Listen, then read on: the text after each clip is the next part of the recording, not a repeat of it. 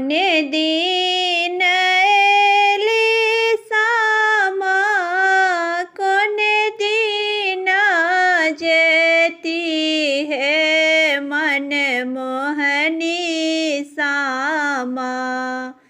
कोने दिन एली सामा कोने दिन जेती है मन मोहनी सामा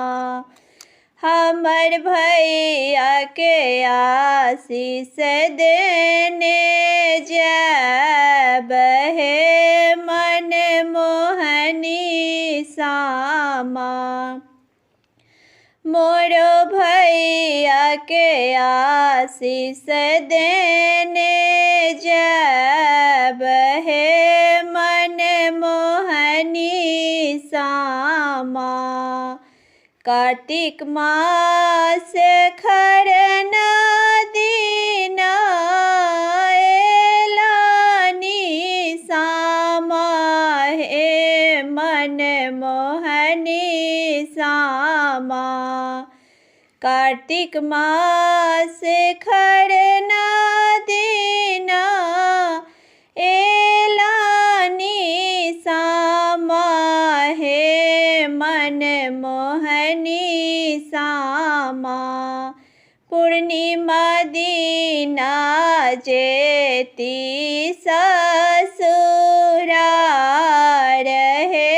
मन मोहनी सामा पूर्णिमा दीना जेती ससुरार हे मन मोहनी सामा कोने दिन एली सामा कोने दिन जेती है मन मोहनी सामा भौज के बानल रहे सिंदूर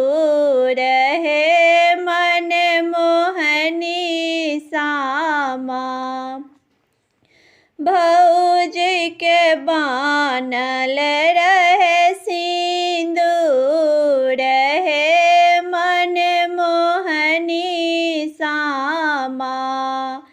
किए तोर भोजन सामा किए तो